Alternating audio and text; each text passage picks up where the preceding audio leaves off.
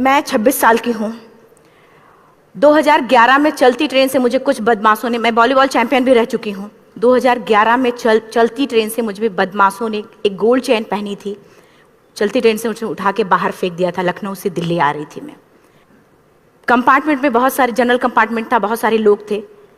किसी ने मना नहीं किया। एक प्लेयर का जो स्पिरिट होता है वो अपने आप, जब कोई छीनने की कोशिश करता कुछ भी, वो देता नहीं है। तो मेरे में भी था, मैंने मना किया और उन्होंने मुझे चलती ट्रेन से, वो 4-5 थे, उन्होंने बाहर फेंका। दुर्भाग्य ये था कि उसी समय दूसरी ट्रैक से ट्रेन आई और मैं उस ट्रेन में टकराई, फिर नीचे गिरी। दोनों ट्रेनें निकल गईं।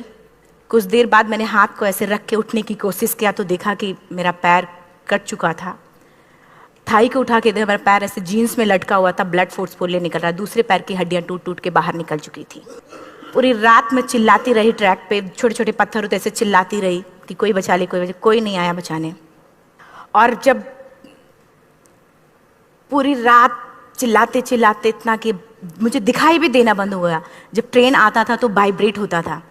इतना ही नहीं, फ्री का इनविटेशन भी लोगों को मिल गया था, कुछ लोगों को। ट्रैक पे आपने ट्रेन की ट्रैक पे छोटे छोटे चूहे देखे होंगे, मेरे कटे हुए पैर पे आग के मेरे पैर कुतर रहे थे। मैं ब्रेन कॉन्शियस मेरा पूरा काम कर रहा था मेरे, लेकिन बॉडी में कोई भी मूवमेंट नहीं था। पूरे पल में वही चीज़ें सोच कि कैसे मैं अपने आप को कैसे बचा पाऊँ।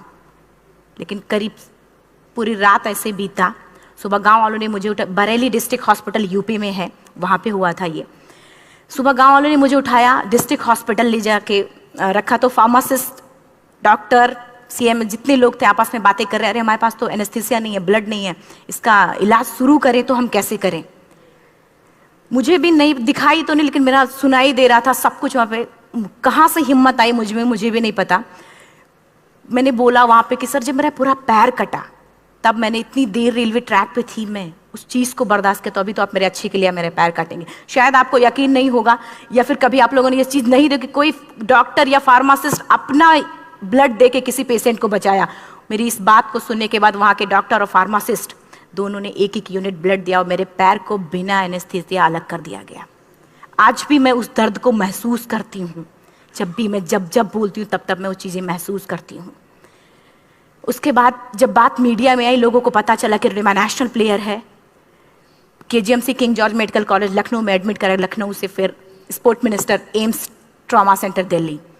तब तक सब ठीक ठाक चल रहा था, प्लेयर होने की वजह से अच्छा ट्रीटमेंट मिलना शुरू हुआ। करीब 4 महीने मैं एम्स में रही। एम्स में रहने के बाद जब मैं थोड़ा ठीक हुई, करीब 25 दिन बाद जब ठीक हुई, न्यूज़पेपर में गोल गोल लिख के आ रहा कि अरुणिमा के पास टिकट नहीं था, अरुणिमा ट्रेन से कूद गई।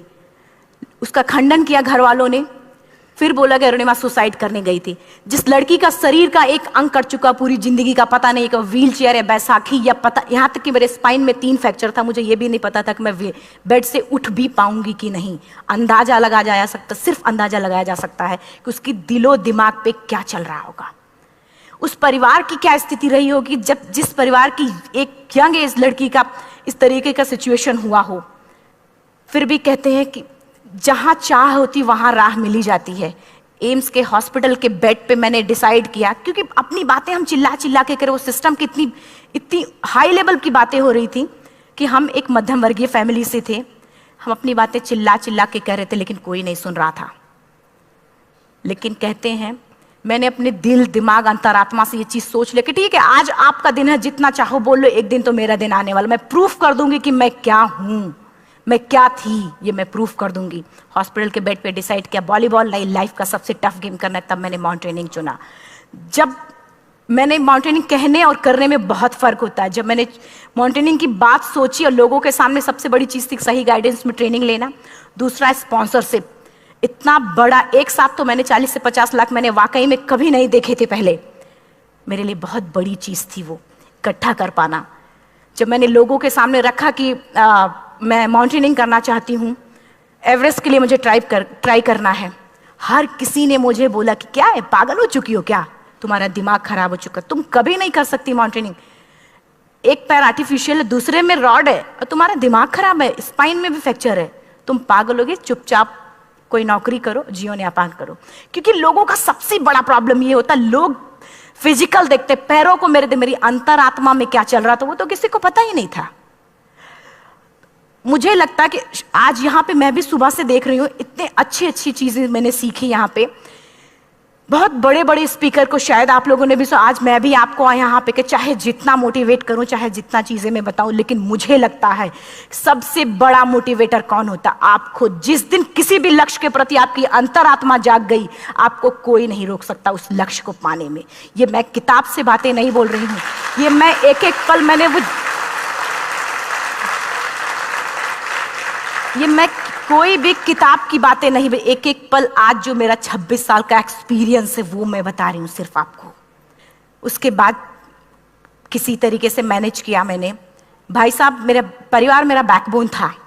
परिवार ने मुझे, भाई साहब ने मुझे कहा कि मैडम बछेंद्री पाल जिन्होंने 1984 में एवरेस्ट समिट किया, उनसे मिलते हैं, वो जरूर कुछ ना कुछ करेंगे।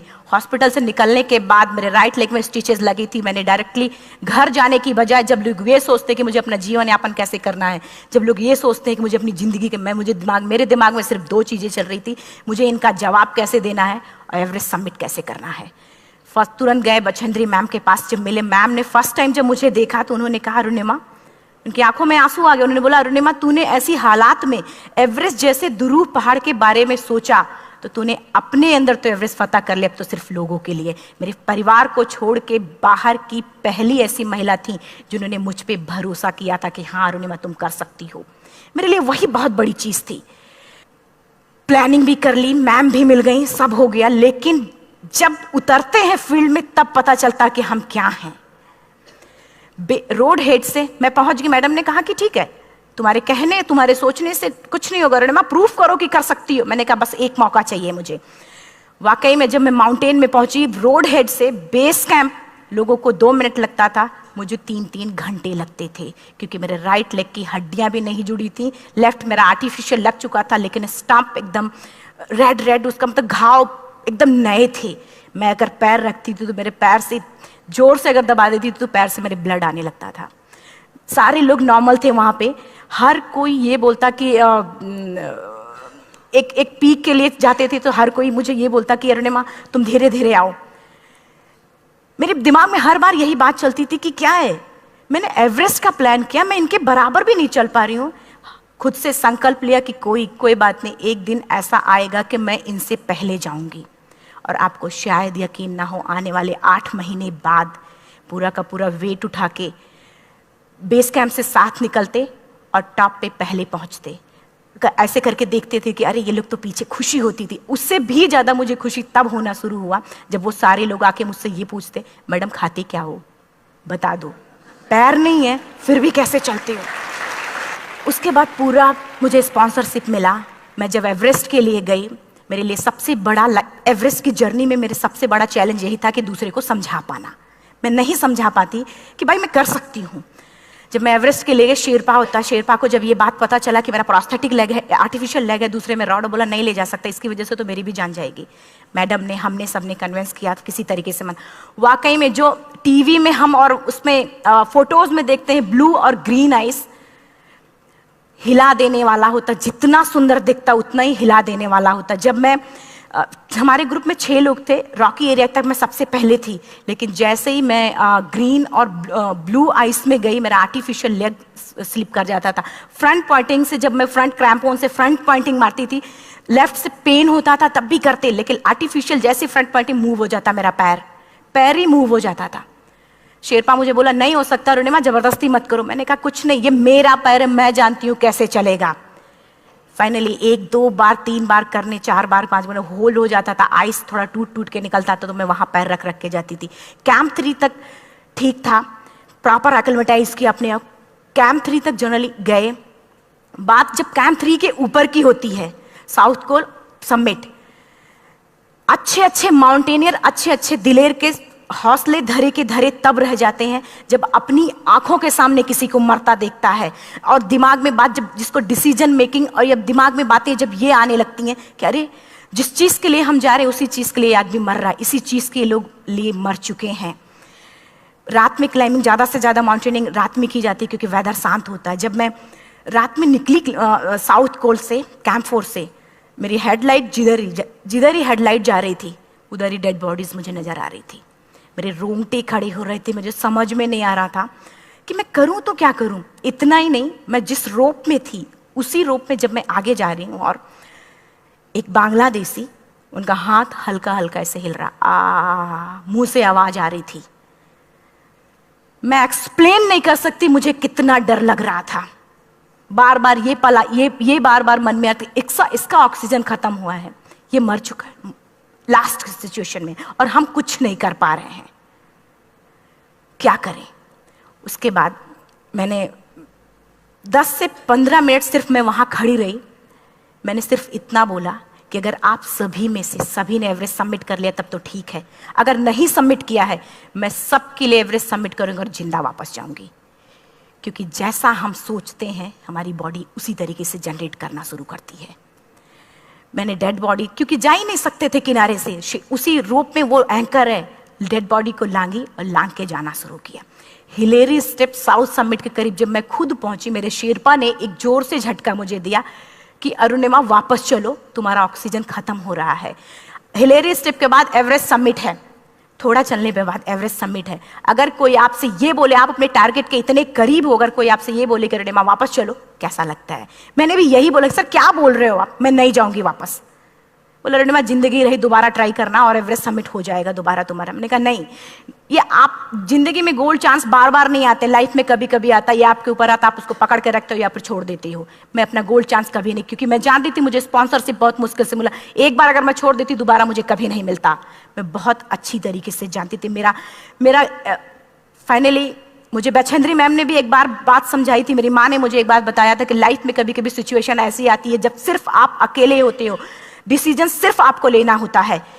जहां पे भी होना, खड़े होकर हल्का सा पीछे मुड़कर देखना और ये सोचना कि आप एक एक कदम चल के यहां तक पहुंचे हो, सिर्फ अपना एक कदम आगे बढ़ाना, तुम देखना कुछ देर बाद तुम टॉप पे होगी। मेरे दिमाग में उनकी बातें वीडियो की तरह चल रही थी और सिर्फ एवरेस्ट का टॉप चल रहा था।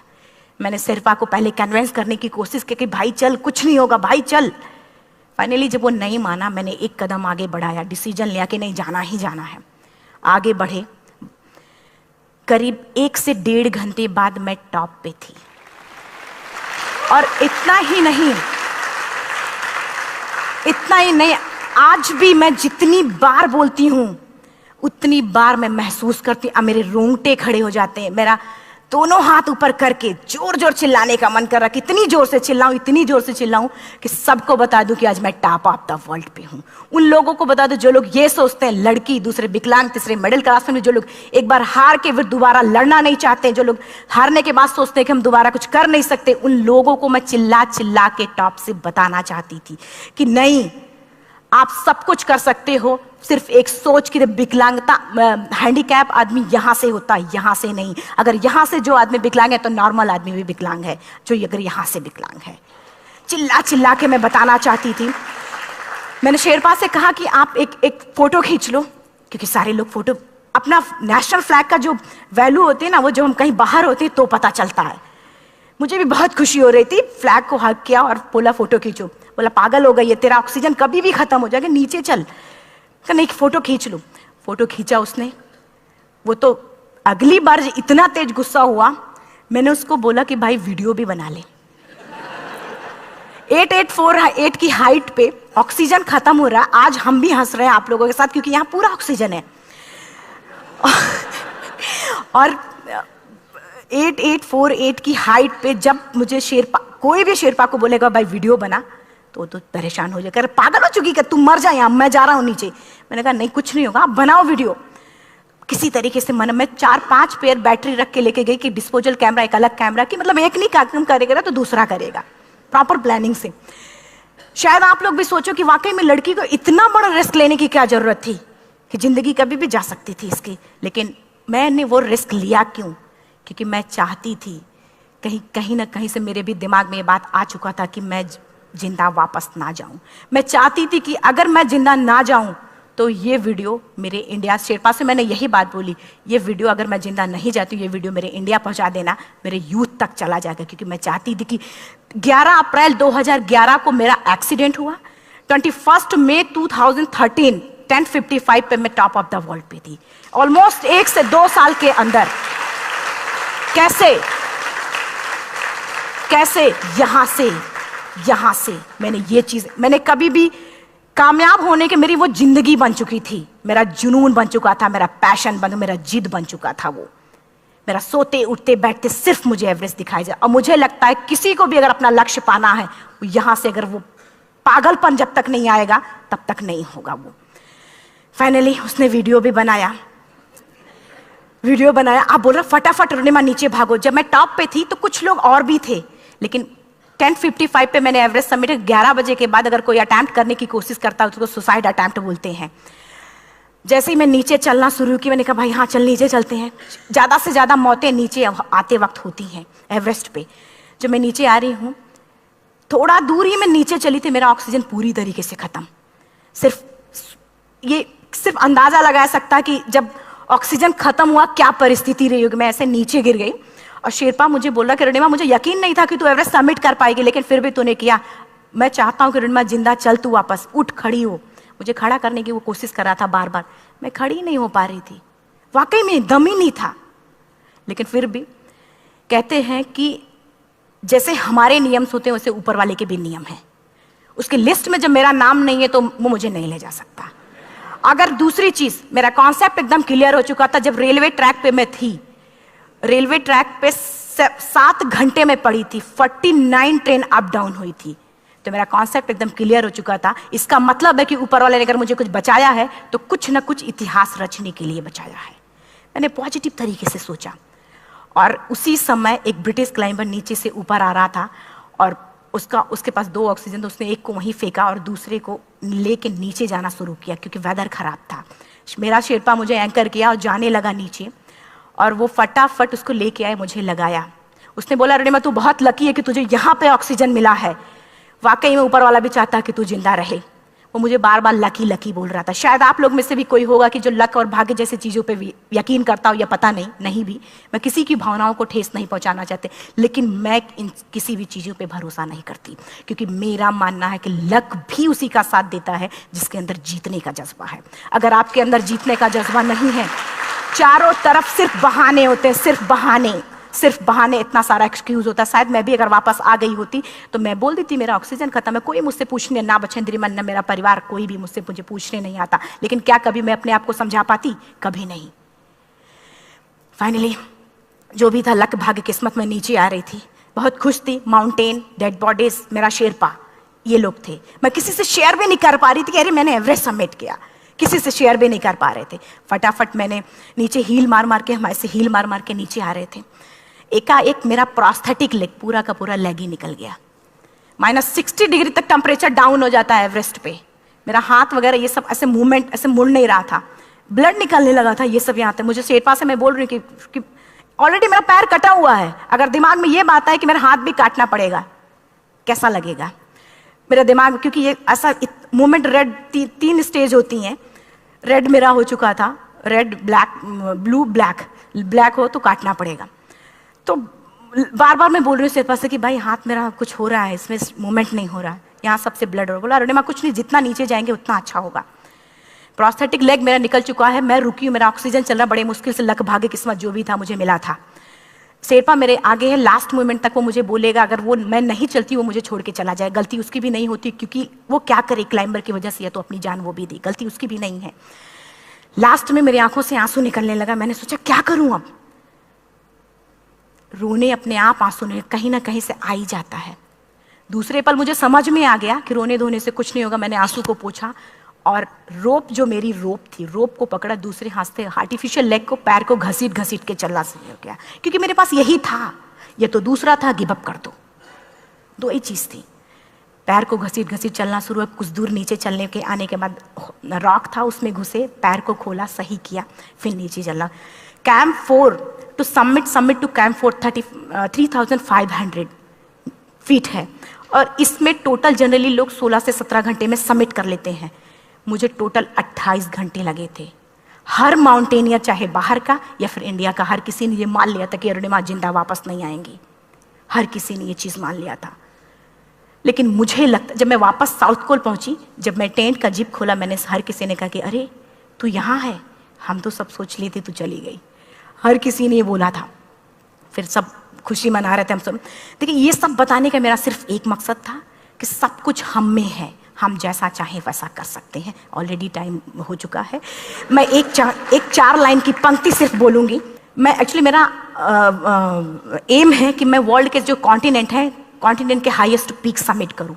एशिया का एवरेस्ट हो चुका है, अफ्रीका किलिमंजारो हो चुका है, यूरोप का एल्ब्रुस हो चुका है। 23 नवंबर को मैं जा रही हूँ ऑस्ट्रेलिया हाईएस्ट पीक के लिए। बस आप लोगों की गुड विशेस चाहिए। और 4 लाइन, अभी तो इस बाज की असली उड़ान बाकी है, अभी तो इस बाज की असली उड़ान बाकी है, अभी तो इस परिंदे का इम्तहान बाकी है, अभी अभी मैंने लांघा है समुद्रों को, अभी तो पूरा आसमान बाकी है। Thank you so much, thank you.